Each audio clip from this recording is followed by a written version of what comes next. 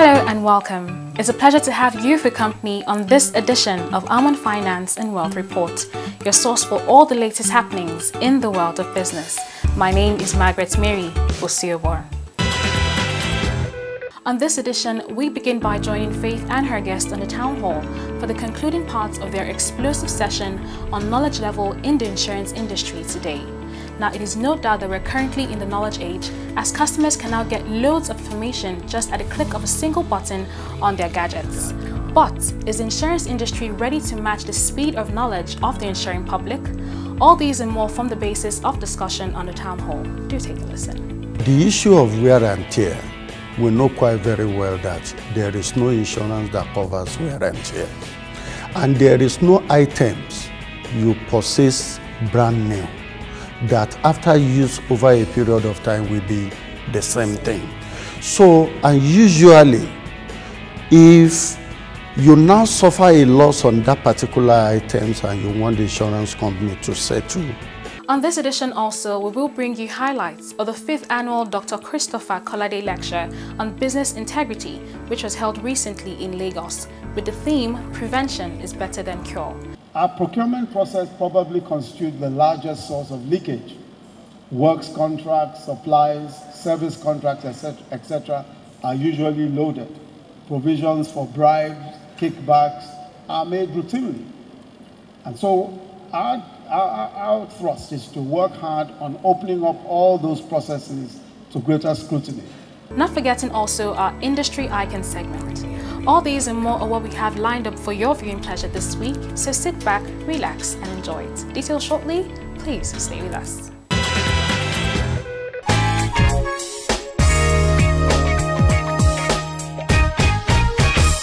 In Nigeria here, not even you'll be surprised that professors in universities don't have basic knowledge about how insurance works. There are issues there. Okay. One is insurance is based on utmost good faith, which is founded on full disclosure. Yes, at the point of underwriting, you are like somebody facing your medical doctor. You are supposed to fully disclose all your circumstances. Okay. And the underwriter will look at the circumstance and make some suggestions to you. You know, but most of our insured come with a mindset of paying little or nothing for insurance. So they just want to minimize their financial exposure in terms of premium. So that causes a whole lot of problems. The one you have told them they're not willing to pay and other things, they will resist at that point in time. It's only at the time of claim that they come back to their senses and reasonableness. Then the other issue is that in insurance, you see, is a contract of indemnity. You know, insurance company only tries to return you to the financial position you were before the loss and nothing more. And nothing more. So if you insure your car and you've driven this car for 3 years and we are saying we are depreciating it by 25% and you are quarreling over that. Yes, because I will quarrel because you didn't tell me from the beginning that, okay, there is a law called depreciation. Do you quarrel with your accountant when they give you that is the problem. Sometimes people don't, as I said, this is not, most people... Let me cue behind Faith for once. Thank you, Mr. Shoniga. Let me cue behind Faith for once. Right, I understand. Yes, I think I want to appreciate the fact that we as practitioners also need to do a little bit more in insurance education, right? Especially at the point of sales. The point of sales, then after sales services, right? Sincerely, some of us, we do not even undertake after sales services at all. Which is not too good. We renew policy, we go back, come back. At the next year, when it's time for renewal. Now, I think we need to step up a little bit at that level. But consumer education, especially at the point of sale, is very, very important. But that is not to take away the fact, because what Pascal is saying is that, okay, he has the customer needs to disclose everything. That is the law, that is the rule, that is the principle, that is the practice from over the years. Okay, so on the part of the insured. On the part of the insured. So on the part of the underwriter. But let me tell you something, Faith. Yeah. if you do not tell that customer that please disclose everything to me, where do you stay, what are the risks you are, for instance, you are selling an insurance, tell me what are the kind of risks, what are the kind of businesses you do. You just come and tell me, okay, I want to insure my shop. Okay, what do you want? Burglary, theft, and housebreaking, fire, right? It behoves on us as insurance marketers to also probe further to be able to bring out those salient issues. Thank you. Right? Because if we wait to say that, well, he has the duty of disclosure is on the insured, we might not get to anywhere. I think I would like us to look at the issue of wear and tears, because what you did complain about, talk about your, as regards your colleagues. Yes. So the issue of wear and tear, we know quite very well that there is no insurance that covers wear and tears. And there is no items you possess brand new that after use over a period of time will be the same thing. So, and usually, if you now suffer a loss on that particular items and you want the insurance company to settle you on the full market value, it means you would have to make contribution for the those difference which ones you have used. Exactly, because you have used. The benefit you have taken of the product. Whatever items you own and insured, so you would have used it over a period of time and you are gained value for that. So for whatever the residual value that insurance company needs to compensate you with, I want to be rest assured that you will be adequately, compensated, because we know quite very well insurance industry in their claim settlement, they don't even depreciate value of claim settlement the way accountant will depreciate any asset. So, for example, the issue of motor vehicle is depreciated 25% annually, but insurance company only depreciate with 10%. Okay, Mr. Williams, because accountants, they won't come and market me and say, if this thing is this vehicle is bad, we'll give you a new one. My company will give you a new one. They will tell me all those sweet things. When I now want to claim, you now say, oh, we have do depreciation. You did not buy SS. You did not do this one. You did not bring the color of the car. I'm angry because I've suffered. Yes, you're laughing. I've suffered a loss. I did not do the color of the car. Yeah. I'm very upset. I've lost something. And your people, your marketer told me that when I suffer a loss, you guys will fix it. Are you sure you are talking of today's Nigeria insurance market? I am talking I'm not today's Nigeria insurance market. Yes. Nobody will ever do that. Mr. Shidega. People do well. Somebody that was on this set before was saying if proper underwriting is done. But we do know in more cases than not that proper underwriting is not done because we just want the business at all costs. No, so this is... It's not true. Because it's not true. Why I say it's not true. Okay. The market-facing team is not the same as the back office. So they don't have the same psychology of working. So you can go and garbage in. Somebody is there to filter it. You understand me? So it's not like they want to have it just because they need to have the business. They still have to look at issues the way it is. It's just that people have to be patient with the process. It's just that people have, that's just the problem. Talking about the process, is there a way the process can be adjusted? So you let me borrow a little from Los Angeles. Yeah. Is there a way that the process can be adjusted that people don't feel frustrated trying to claim on their insurance policy? It's been. Look, with my experience in this market, the verification, what do you say? The process of verification. Yes. It's been so watered down. Sincerely, I'm a customer-centric practitioner. It's been so watered down that it takes next to nothing, except where fraud is suspected. Where fraud is suspected, and the suspicion is not that strong, then you want to carry out some little tests to verify, to knock out whether the fraud hypothesis knock it off or something like that. But where fraud is not suspected and where it is only a case of overestimation of claim, she said it's been so watered down that within a short time, if you have the cooperation of the insured, you can get it out within a short time, with or without, especially if you have a registered insurance broker. No, you can easily get it out.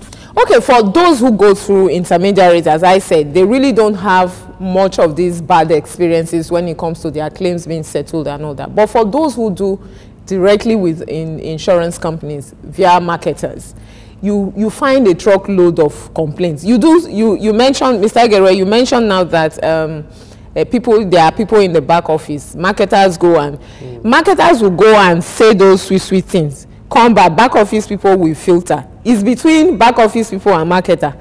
The insured that they've told those nice things is not aware of the filtering that has taken place. No, he ought to be aware. Through the marketer as well, or direct contact, because all those things are there.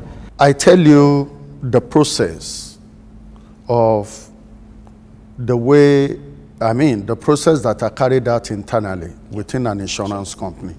When a marketer bring in a business for the underwriter to underwrite, and they look through the information is scanty.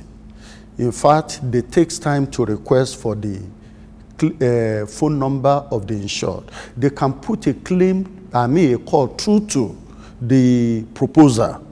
I'm talking of a proposer if he has not had any dealing with the insurance company before. He's a new customer coming in.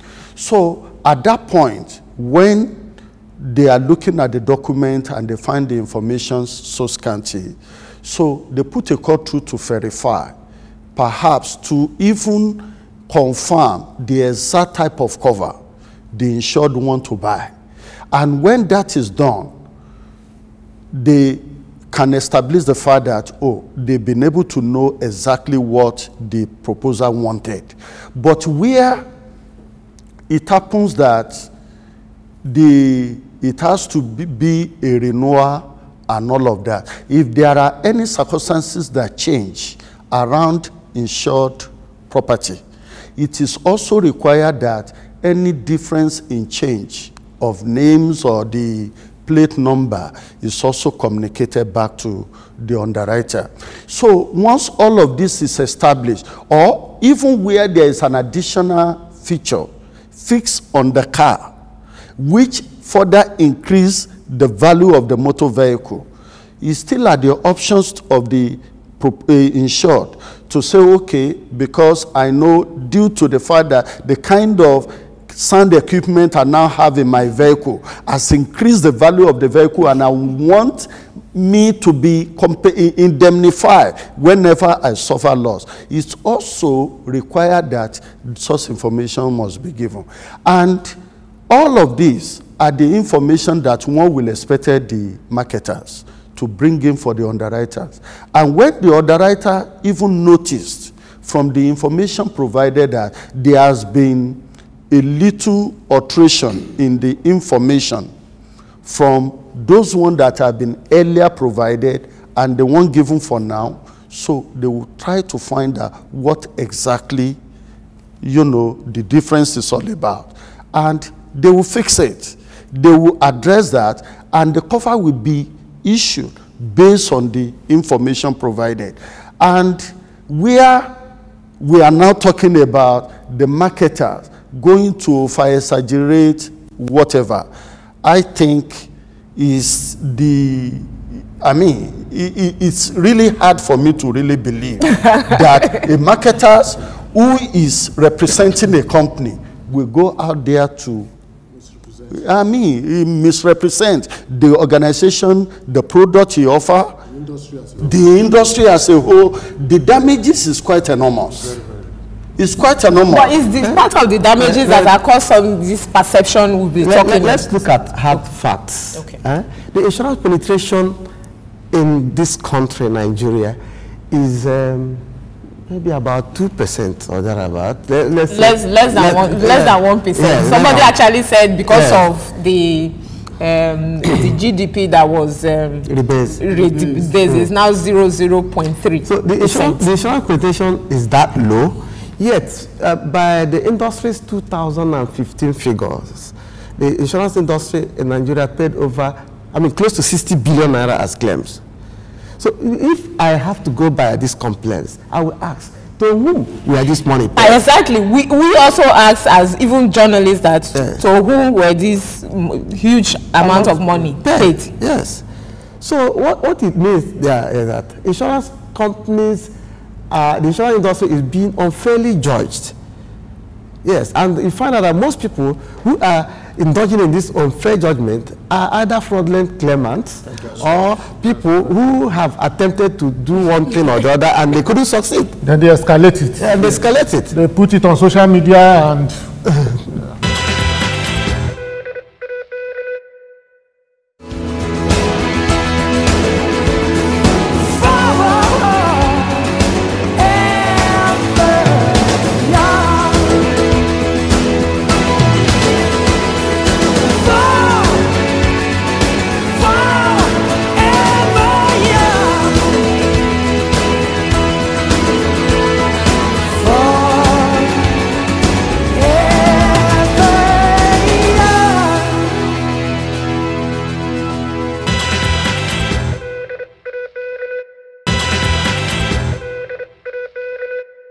Welcome back. Moving on now, we bring you highlights of the 5th annual Dr. Christopher Kolade Lecture on Business Integrity, which was held recently at the Landmark Event Center in Lagos. The special guest of honor was no other than an acting president, Professor Yemi Oshibajo. Speaking on the theme of the lecture, Dr. Kolade urged Nigerians to tell people identified as corrupt that they will no longer be celebrated.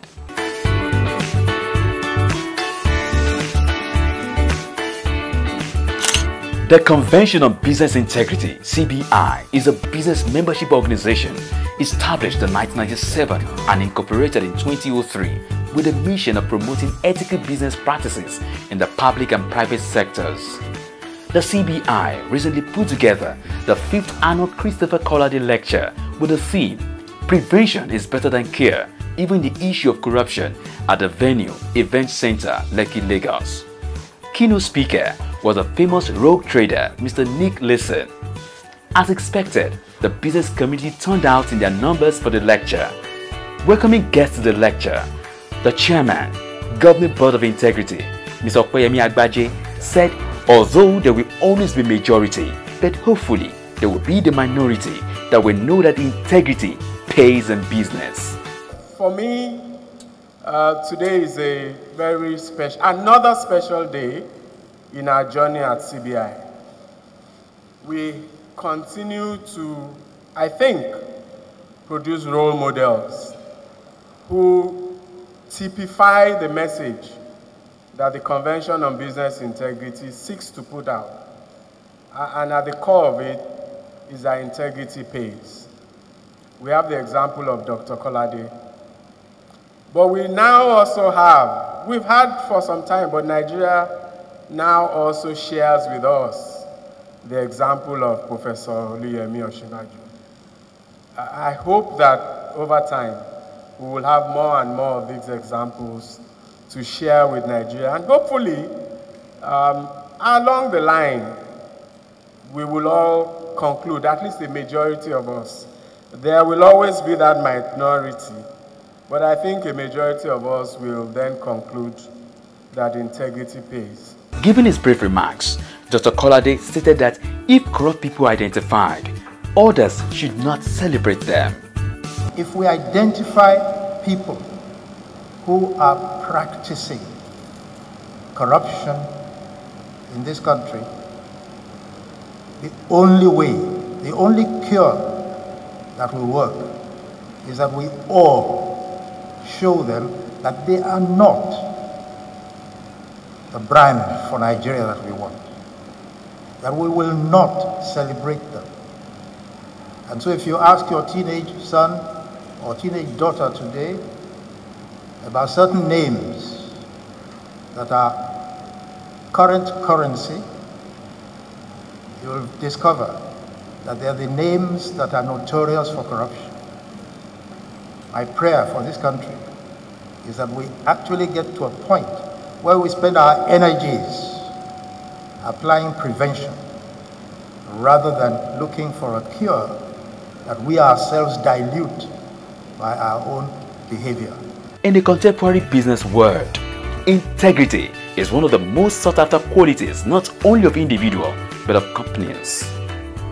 Delivering the theme of the lecture, Mr. Nick Leeson, famously called the rogue trader, said that pressure to perform is not an excuse to commit financial crime because people who work in the financial sector are intelligent and they know what is right from wrong. There are absolutely no mitigating factors. So myself and the law firm had a bit of a disagreement. People who work within financial firms are intelligent, they're educated, and they know the difference between right and wrong. Pressure to perform is not an argument for doing something wrong. And yet this law firm, I think they represented a number of the LIBOR rate fixers, and this was their reason for trying to position that there are mitigating factors that need to come into the fore. As I've already explained, I needed a lot of money to keep these positions funded. During 1993 and 1994, the losses started to escalate and I needed more and more money, and Barings were running out of money. There have been any number of financial scandals since Barings catapulted onto the world stage in 1995. Barings was described as a wake-up call that nobody would ever forget. Unfortunately, there have been far too many financial scandals since then, and they're all characterised by poor systems, poor controls, poor people in place to make sure those controls are enforced, and a lot of complacency within each and every one of those organisations. In a goodwill message, the Deputy Governor, Lagos State, Mrs. Idiat Oluranti Adebule, said that the concept and application of risk management is not limited to private sectors alone, but also public sectors. The concept and application of risk management encouragement is not limited to private enterprise. Public sector managers must also ensure due diligence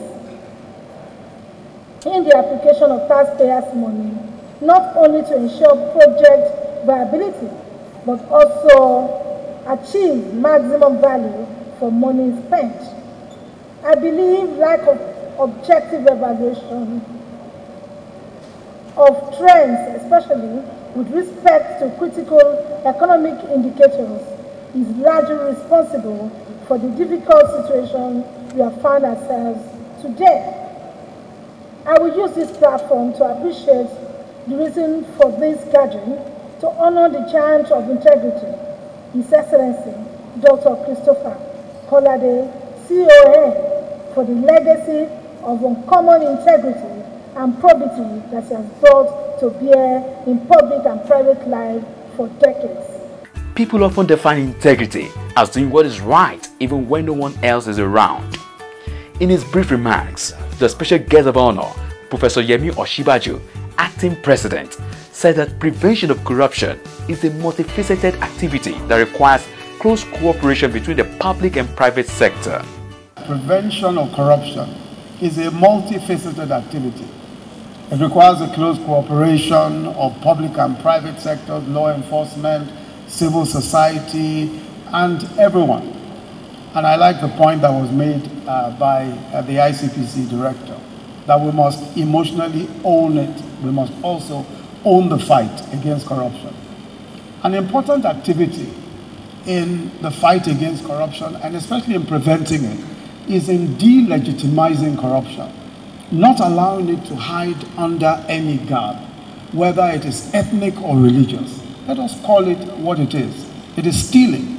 It is the robbery of the wealth of our nation in many cases, and of course, it is the robbery of very important resources, useful not just for us, but for the generations coming after. And I want to say that thieves exist in every tribe and tongue, and in every religion. Let's not encourage those accused of corruption to distract attention by some conspiracy theory or other. There is no doubt that for Nigeria to be on the path of greatness, the fight against corruption must be won.